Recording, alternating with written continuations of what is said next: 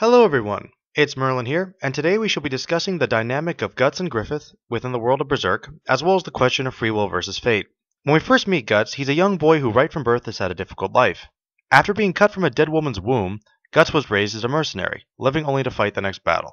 Unfortunately, Guts was forced to suffer the sad truths of the world as he suffered abuse from the people who raised him, both mentally and physically. Eventually, this led him to taking the sword against those who oppressed him, and making a living as a sword for hire. For much of his life, Guts was forced to focus purely on survival, only living to see the next day and increase his skill as a swordsman.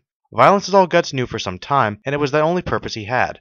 This was until he met Griffith, also a self-made man, but with a much more expansive dream. While Guts lived only for himself in the purest sense, through the use of violence, Griffith initially seems to use the same means, but for a higher purpose. When the two first meet on opposite sides of a mercenary battle, they are opposite ends of the same line of social standing.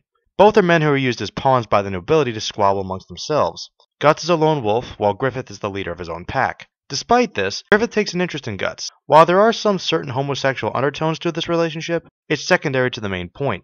Griffith believes he has a higher calling, but it is only one that can be carried through his own actions. Griffith seems to think this puts him above other people. Not necessarily that he hates the members of his own mercenary band, but he ultimately believes everyone has their place in the grand scheme, some men being sacrificed for the ultimate greater good. This is some very subtle foreshadowing to later events. Within Guts, however, Griffith is intrigued in what he sees, as Guts is a self-made man as well, but somehow without a higher purpose. He sees them on an almost equal footing, making Guts his right-hand man and closest confidant. However, Griffith's desire for control is first observed when he defeats Guts and makes claim to his destiny. Guts initially is begrudging to this relationship, but is truly won over by Griffith's desire for a united land and a higher calling for his own skills. In a sense, Guts is captivated by Griffith like the other members of the Band of the Hawk.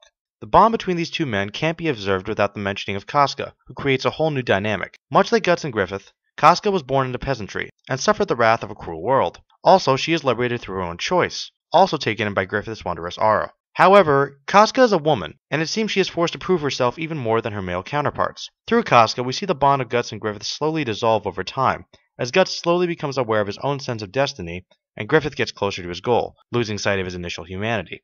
Both men demonstrate a sense of self-sacrifice as Guts goes to the greatest lengths for his lord, following on faith even as he murders an innocent child. Griffith perhaps most of all shows the lengths he will achieve for his dream, even selling his own body to gain political power.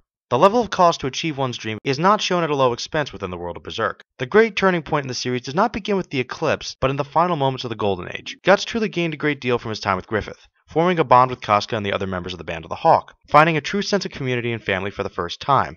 He also found himself a higher purpose in helping a man achieve his great dream.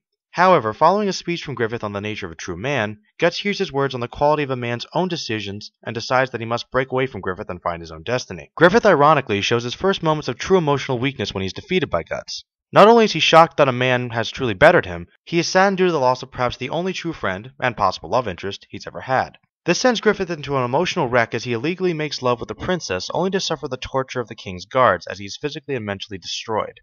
It is interesting to note that the loss of one man sent Griffith down a path that completely devastated his entire plan. However, this was his choice. Only his cold, calculated planning was interrupted by a true sense of humanity.